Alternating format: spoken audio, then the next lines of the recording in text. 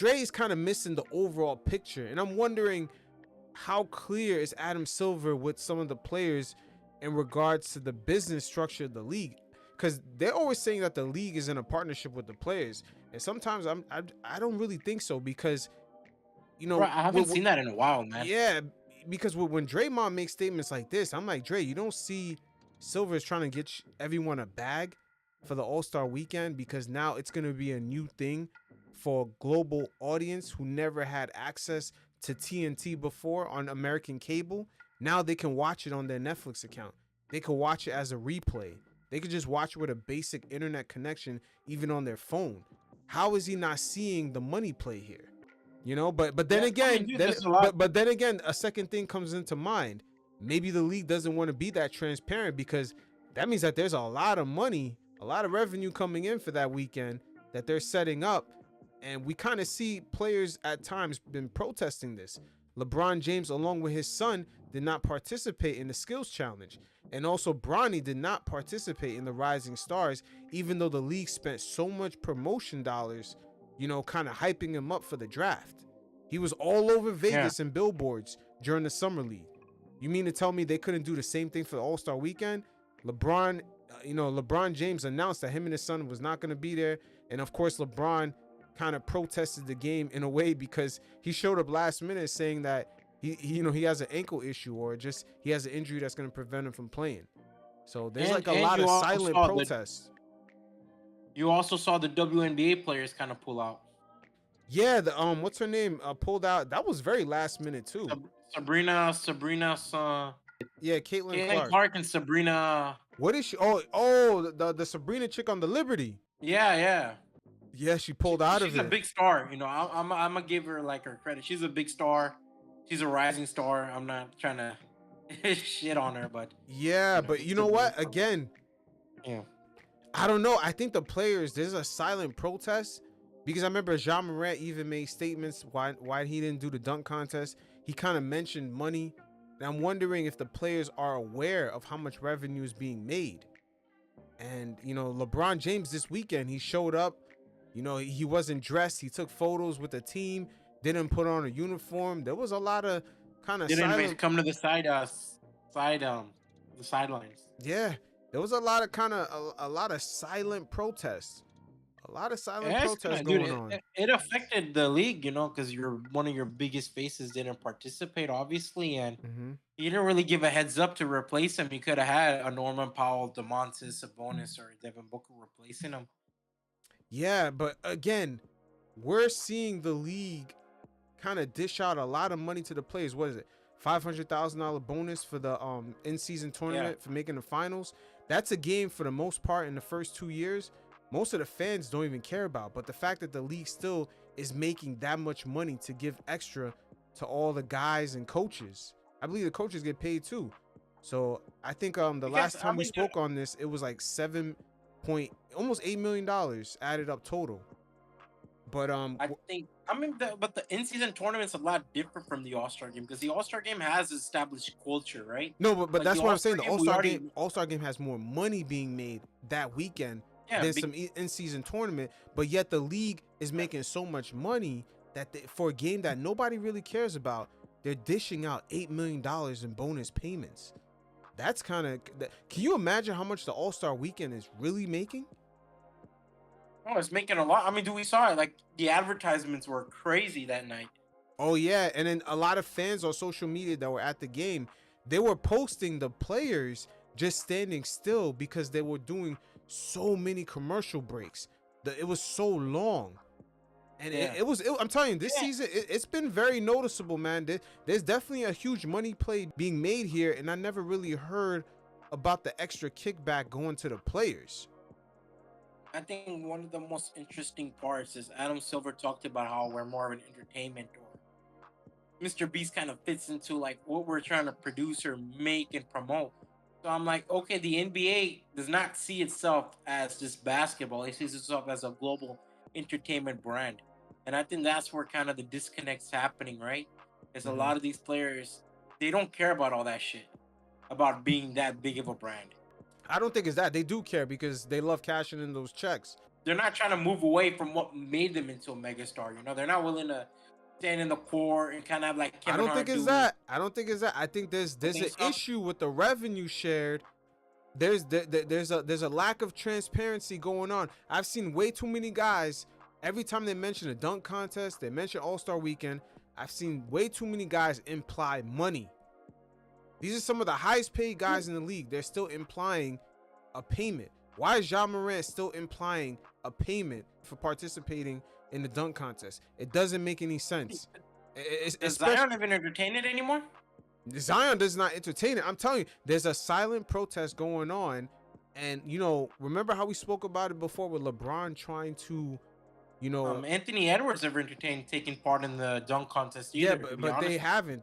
But remember the last time we spoke, we said LeBron James kind of had, he has ambitions of owning a team. And I think this All-Star weekend was kind of silent protest of it, because what he did this All-Star weekend was unprecedented for him, being a league figurehead. He's been on his best behavior the whole time he's been in the league. 22 years. And right here, watch it, Stephen A. Smith. He implies something right here when he's talking to Kendrick Perkins and Shannon Sharp, because he's interpreting this LeBron James not playing in a complete different way, and he's correlating it, him gaining access to ownership. Let's just check it out real quick. One of the greats, we understand it, clearly selfish on his part, and it's not a good look either. It really, really isn't. And guess what? It wasn't a decision that just came out of nowhere. This was a calculated decision. LeBron James knew that he wasn't playing when they announced that he was going to be an all-star, and he did look selfish. It's not what you do, it's how you do it. And I get it. At the age of 40, his feet might be hurting. His ankles might be hurt. He might need the rest. But you don't do it that way. And in my personal opinion, this is just my opinion, nobody else's. I feel like that was a statement to Adam Silver and the rest of the league. At that point, when LeBron James does certain things to this nature, not putting on his jersey, being in the team photo in his street clothes, showing up to the All-Star weekend an hour before it starts to give that announcement, that was a statement. Now, what is he trying to say, or what is he trying to do to Adam Silver in the NBA? I don't know. But at the end of the day, I agree with both of you guys. It's not what you do, it's how he did it, and he handled that all wrong, and he definitely looked selfish. Now, right there, Kendrick, you see all the little details he went over? Yeah. How LeBron showed up late, didn't put on a jersey here, made the announcement here. Kendrick is peeping the game, but right here, Stephen A. Smith, he kind of alludes to why LeBron is doing it, but first he tries to get the feeling if Kendrick Perkins had picked it up. Let's check it out. Quick question to you, Big Perk. When you say LeBron James knew in advance, and he did this on purpose, since you brought it up, Perk, could you tell the audience why you think he did it on purpose? I mean, listen, this wasn't just a sudden decision. LeBron James, this guy's like, when it comes down to routine and knowing what he's going to do, he's always on point. So when he announced yesterday that he said, "Oh yeah, I'm not gonna be participating today in the All-Star game," I said to myself, "Bro, you knew that way when they announced you as an All-Star." Like, I mean, But why do you think he didn't tell us, is what I'm asking you. Why do you think he handled it the way that he did? That's what I'm asking. If LeBron James, regardless of his partners and stuff like that, if LeBron James, who obviously deserves to be an owner in this league someday, Shannon, Big Perk, Molly, if he doesn't get it, look at moments like this as to why that is. You depart from Cleveland to Miami, the way you handled it. You spoke up against the play-in, the way you handled it. There's certain things in terms of player empowerment, the way you handled it. Yesterday, the way he handled it. Make no mistake, fair or unfair, folks are going to remember that. Mark my words. Yo. He's right. Yo, He's you see? And here's one thing I want to say, because we're in an era now of a lot of transparency. LeBron James has held a lot of power in the NBA for the past 20 years. And it can't be really far-fetched to think that behind the scenes, he's seen how much money, or he has an estimation of how much money is being made during All-Star weekend? How much money has been made with the play-in tournament or the in-season tournament? Remember, he protested these things, and some of these games don't even count in the history books. I think some of the play-in games don't even count. The stats don't count. Same thing for the in-season tournament. There's certain games that the numbers are kind of, I think the numbers for the final game don't really count in the history books. But there's money being made there, and LeBron has protested both those things. So very interesting, man. Remember, we were early on this, man. We're the only ones really talking about this. LeBron James said he wanted to be an owner. We're hearing Maverick Carter. All of a sudden, he's speaking to, sovereign money, and they're trying to formulate another league. While during the same week, the league had announced that they had plans to do an international league. This is strange, man. This is really strange. Yeah, I think what we're gonna see, it's gonna be in the music industry, we've seen it before where the artists are beefing with the record label. We're gonna see that with basketball players now with the age of transparency, because you look at it now, man, basketball has become like, look at the amount of collaborations the NBA is doing itself with other media partners, right? Because we know the Amazon deal that just went through, and obviously the net series with Netflix, ESPN. The money is pouring in, bro. Yep, the money is pouring in, and the money is pouring in. It's pouring in, and it's being disguised at the same time. Remember, we recently seen Luka get traded and lose out on over $100 million because the other team was kind of iffy about, his contract situation. They were kind of scared of formulating a team around him and paying luxury tax every year. So now that has cost him $100 million without him even asking for a trade. And also, let me add this onto this. Yeah. The new CBA, the new agreement between the players union and the owners, it's very tricky. It's very, very tricky. We see Brandon Ingram take a pay cut in the Raptors. And the way the owners have constructed this agreement, a lot of things are disguised. First of all, they're saying that the players have more revenue than the owners do. I think they're at 51. That's bullshit. Or they're at either 51 or 52%, which looks good on paper. But the reality is, you look at all the other rules that they put in. They put in the fact that the player participation policy, which is a team policy, which only the owners can vote. Now, if you don't play 65 games with the 65 game rules, guys are not eligible for awards, and those awards are tied to players' contracts. Once you qualify for those awards or you obtain it, you actually qualify for certain super maxes. And at the same time, bonuses and all that stuff. Yeah, and at the same time, on top of all this, they made it very hard to give someone a large contract and construct a team around that player. Because now the owners are going to be like, oh, we don't want to dip into the luxury tax. Oh, we don't want to be limited if we're in the luxury tax. Now we can't make all these little moves. They've constructed the league really tight around paying somebody some money. That's why we see Jimmy Butler going back and forth with Pat Riley. Pat Riley didn't want to pay him. Yeah. That's why we've seen Julius Randle, his contract negotiations up in the air. We've seen Brandon Ingram take a pay cut. A lot of the middle tier players outside of he's only getting. Yeah, wait, hold on. Outside of Stephen Curry and LeBron James, if you're not one of those guys, for you to get paid in this league, things are going to get funny. Even if you have Luka's resume, if they have questions about you, they might not want to dip into those penalties in order to pay you. Also, Lauri Markkanen is another good example he could use. He was forced to sign that extension. Oh yeah, exactly. Yeah, Lauri Markkanen is another person.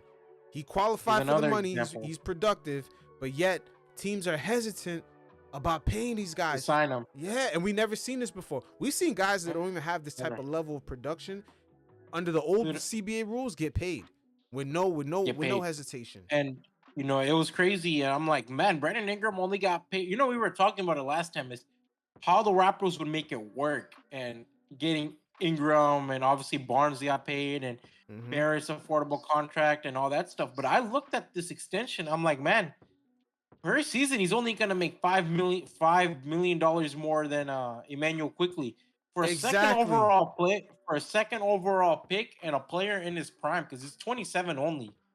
That's a fucking exactly, and that's a cheap Cheap contract. Yep, and I believe it's not just the Luka trade.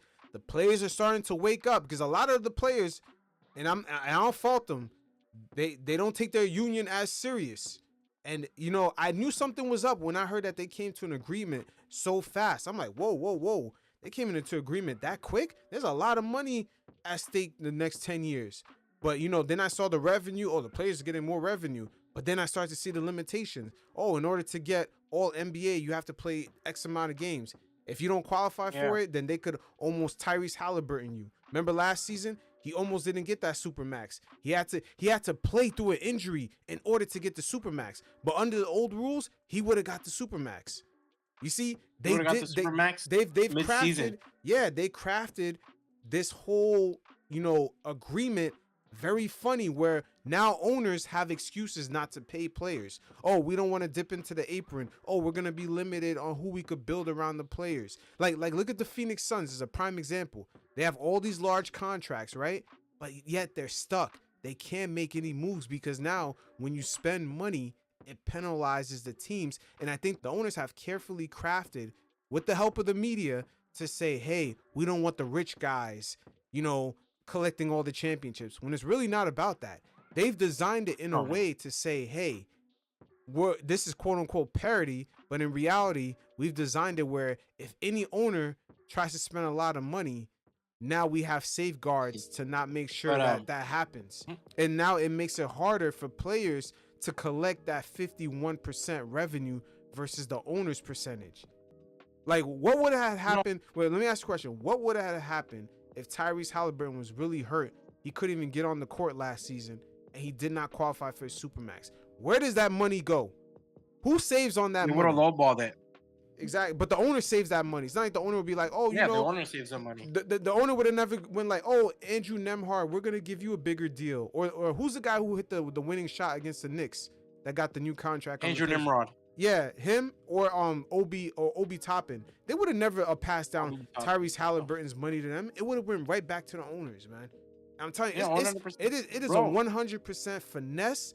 And remember, these guys are billionaires. They have teams of lawyers who understand contract language. And I think over the next few years, the players, they're gonna realize if you're not Stephen Curry, if you're not LeBron, you might you might be in the Brandon Ingram category where you're gonna end up coming off your rookie contract and barely getting a raise. Dude, the thing is, you look at it, man. Basketball for a lot of billionaires, it's a hobby. This is not something they look at it as we're gonna make our living off of, and they're not that committed. It's a luxury toy for them, right? Mm-hmm. And you don't want to spend a lot on a hobby. Nobody wants to spend a lot of money on a hobby where it actually makes a dent in their paychecks.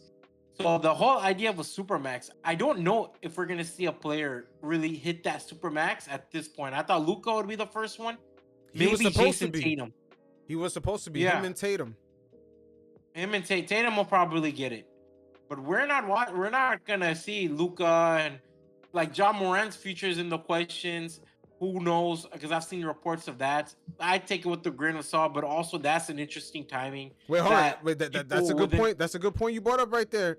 Morant's contract, is that coming up? Because again, the owners have to make decisions on these top picks, right? Once they hit the 7 to 10 year mark, are they going to pay these guys $70 million plus per year? And it's not even the money. The money's not really the issue. It's what comes with the money. That means now ownership has to actually say, hey, are we now going to dip into the luxury tax every single season because we gave Ja Morant a large contract?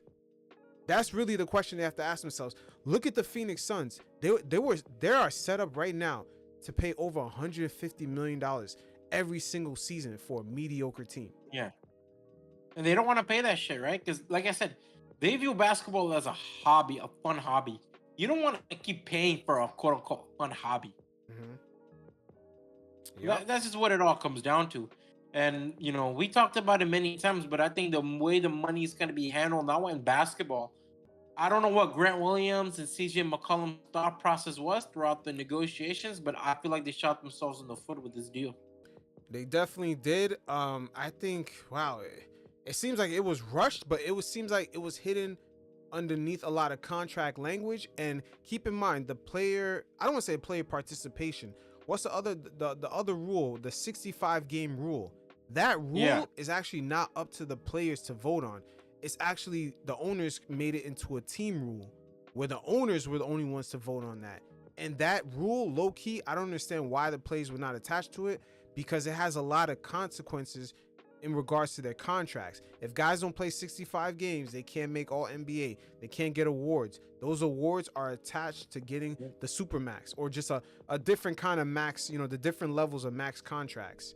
And that right there is just like, I'm like, wow, this league has been very carefully crafted to get out of that LeBron James player movement. Oh, I'm in control of my career. They're trying to get out of that. They've been trying to get out of that for years. They're trying to be more in control.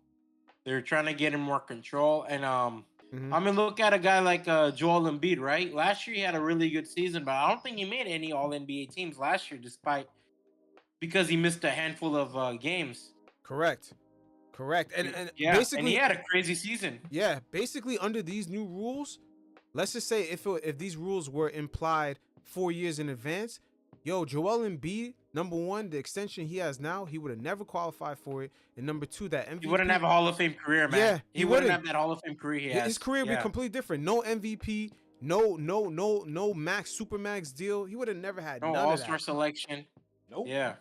Nope. The owners very carefully had crafted players' contracts based off of their health and also based off excuses. We're hesitant about paying you. Luka, you're not quite in shape. We don't want to pay $150 million luxury tax every season because we're paying you $70 million a year. Then we got to pay Kyrie on his extension. Then we have other guys we have to pay. We don't want to pay all that money every single season and then other teams eat off that revenue. Like, this is the way the owners have constructed the league. And I'm telling you, the players are about to wake up to it. They're about to get hip to it real fast. And it wouldn't shock me if they opted out of this agreement between the union and the owners very early. No, it's going to affect a lot more pockets. I mean, dude, I'm kind of wondering what Julius Randle's situation will be when he comes out this Minnesota contract. He's going to get lowballed, and it sucks. He's getting lowballed. And because we've seen Laurie get lowballed. We've seen Ingram get lowballed. We're seeing a lot of guys who were once highly touted players get lowballed. And he's also in that same category of those guys. Slightly better, but still in similar categories. And we don't know what his situation will be. Yeah, Ingram, the fact that he accepted that price, now how the league really tends to work, especially with negotiations, they're going to go, oh, he puts up similar numbers to you. Oh, he got this deal. So now they're going to start the negotiations at that price. And he's more reliable than you, too. That's also going to play a factor. Oh, Ingram, you're not on the court. Yeah, it's just, man, and it's crazy because the way Randall has been playing before they traded him, he would have got that contract easily under the old rules. He would have got that extension real early. He would have been under contract by the time he got traded into Minnesota, to be honest with you. Yeah, it would have been a sign and trade under the old rules. But now, the way the rules are, if you have a Ja Morant, if you have an Anthony Edwards, if you have a Luka, a SGA, if you have these players and you pay them the supermax, now it's set up for you to say, oh, I'm not sure if we want to do that because we're not going to pay $150 $80 million, $60 million a year in luxury tax. It's real tricky.